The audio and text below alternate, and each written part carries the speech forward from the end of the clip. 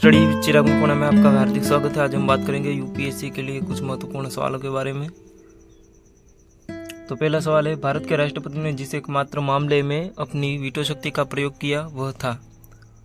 Option है Hindu code bill, B PEPSU विनियोग विधेयक, सी भारतीय डाकघर संशोधन विधेयक, डी दहेज प्रतिषेध विधेयक। तो इसका राइट आंसर है ऑप्शन बी पेप्सू विनियोग विधेयक।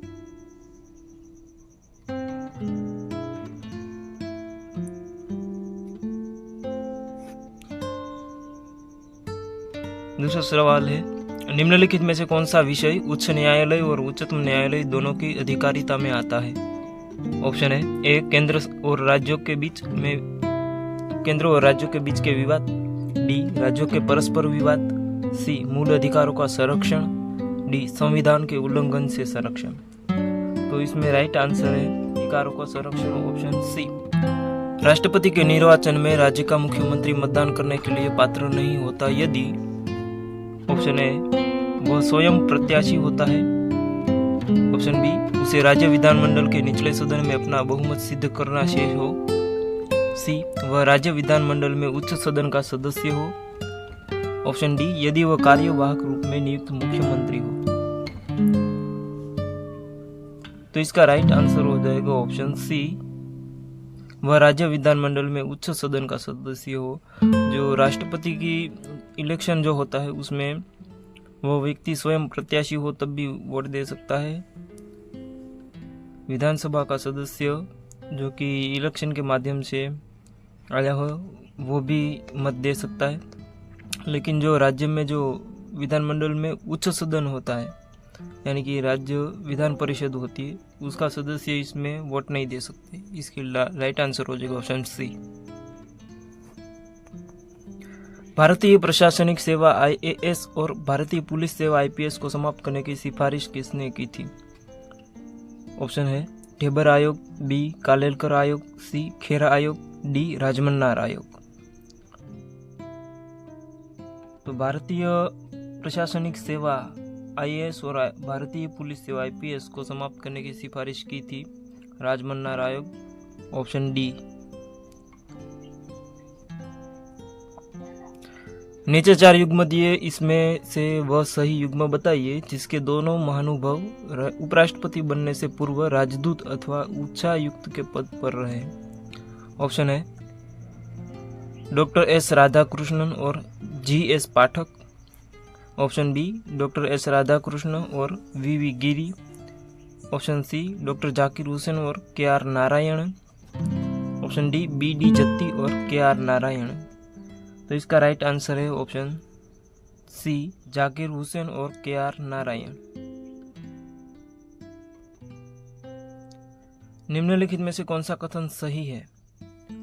ऑप्शन है ए न तो वित्त आयोग ही संवैधानिक निकाय है और न योजना आयोग, ऑप्शन बी वित्त आयोग का क्षेत्र तो बजट के राजस्व खंड के पुनरीक्षण तक ही सीमित है जबकि योजना आयोग सर्वांगीण पुनरीक्षण करता है जिससे राज्य की पूंजीगत और राजस्वगत दोनों अपेक्षाएं की जाती है।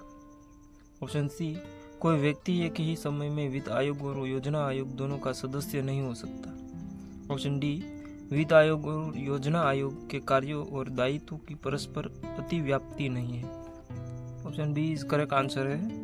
तो वित्त आयोग का क्षेत्र तो बजट के राजस्व के खंड जो होता है उसके पुनरीक्षण तक ही सीमित होता है वित्त आयोग का कार्य, जबकि योजना आयोग जो होता है वो सर्वांगीण पुनरीक्षण भी करता है और जिससे राज्य की पूंजीगत और राजस्वगत दोनों अपेक्षाएं योजना आयोग के पास से की जाती है। इसलिए राइट आंसर हो जाएगा ऑप्शन बी।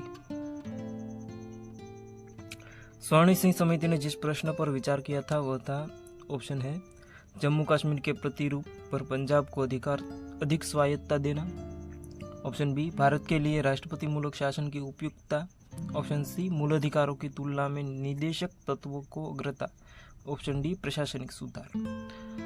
तो स्वर्ण सिंह समिति का गठन किया गया था भारत के लिए राष्ट्रपति मूलक शासन की उपयुक्तता जो कितनी उपयुक्त है इसके बारे में चर्चा करने के लिए। तो इस क्वेश्चन का आंसर है ऑप्शन बी भारत के लिए राष्ट्रपति मूलक शासन की उपयुक्तता। स्पीकर के पद के विषय में निम्नलिखित कथनों में से कौन सा कथन सही है? ऑप्शन है वह राष्ट्रपति के प्रसाद पर्यंत पद धारण करता है।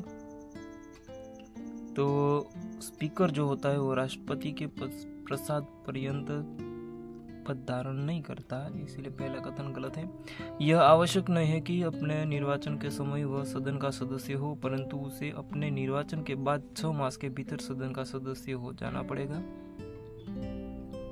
तो ऐसा भी नहीं है। यदि सामान्य अवधि से पूर्व सदन को विघटित कर दिया जाए तो उसे अपना पद छोड़ना होगा।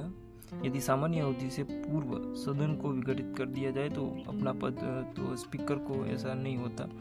तो पहला तीन कथन गलत है, इसलिए राइट आंसर होता है कि डी क्या है? तो यदि वह त्यागपत्र देना चाहे तो उसे अपना त्यागपत्र उपाध्यक्ष को संबोधित करना होगा। राइट आंसर है ऑप्शन डी। निम्नलिखित में से कौन सी मध्य भारत के संविधान की समवर्ती सूची में है? यानी कि कौन सा ऐसा विषय है जो भारत की समवर्ती सूची में है? ऑप्शन है जनसंख्या नियंत्रण और परिवार नियोजन, लोक स्वास्थ्य और स्वच्छता, प्रति व्यक्ति कर, निखात निधि। 3-4 ऑप्शनों में से पहला ऑप्शन है वही करेक्ट है, क्योंकि जनसंख्या नियंत्रण और परिवार नियोजन भारत में समवर्ती सूची में शामिल है, जिससे केंद्र सरकार और राज्य सरकार इस विषय पर कानून बना सकती है। निम्नलिखित में से कौन सा लक्षण भारतीय परिसंघ और अमेरिका परिसंघ में समान रूप से पाया जाता है? एकल नागरिकता, बी संविधान में 3 सूचियां, सी न्यायपालिका की द्वैतता, संविधान के निर्वचन के लिए परिसंघीय उच्चतम न्यायालय।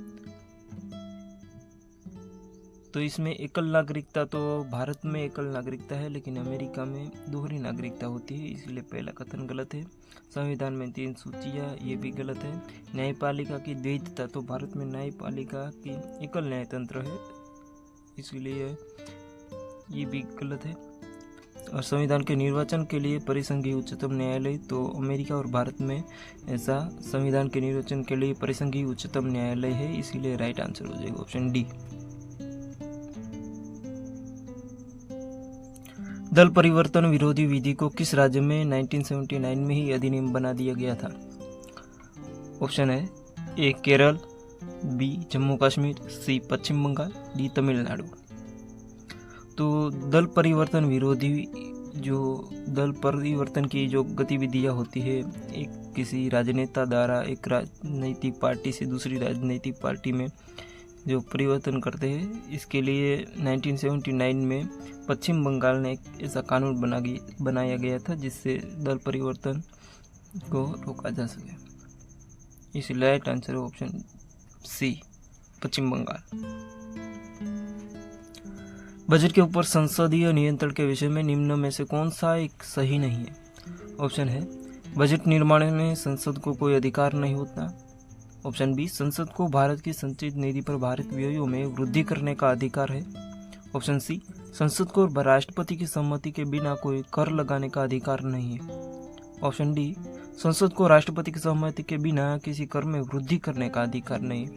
यहाँ पर 4 ऑप्शन दिए गए हैं, उसमें से जो बजट निर्माण में संसद को कोई अधिकार नहीं होता, ये विधान तो सही है। संसद को भारत की संचित निधि पर भारित व्ययों में वृद्धि करने का अधिकार है, वो संसद को भारत की संचित निधि पर भारित व्ययों में वृद्धि करने का अधिकार नहीं है, इसीलिए ये कथन गलत है। संसद ऑप्शन सी है संसद को राष्ट्रपति की सहमति के बिना कोई कर लगाने का अधिकार नहीं है। संसद को राष्ट्रपति की सहमति के बिना कोई कर लगाने का अधिकार नहीं है, इसीलिए ये भी सही है कथन। संसद को राष्ट्रपति की सहमति के बिना किसी कर में वृद्धि करने का अधिकार नहीं है, तो ये भी कथन सही है। इसलिए पहला और तीसरा और चौथा विधान सही है और दूसरा विधान गलत है। तो हमें पूछा है कौन सा सही नहीं है, तो ऑप्शन बी सही, ऑप्शन जो दूसरा कथन है वो सही नहीं, इसलिए राइट आंसर हो जाएगा ऑप्शन बी।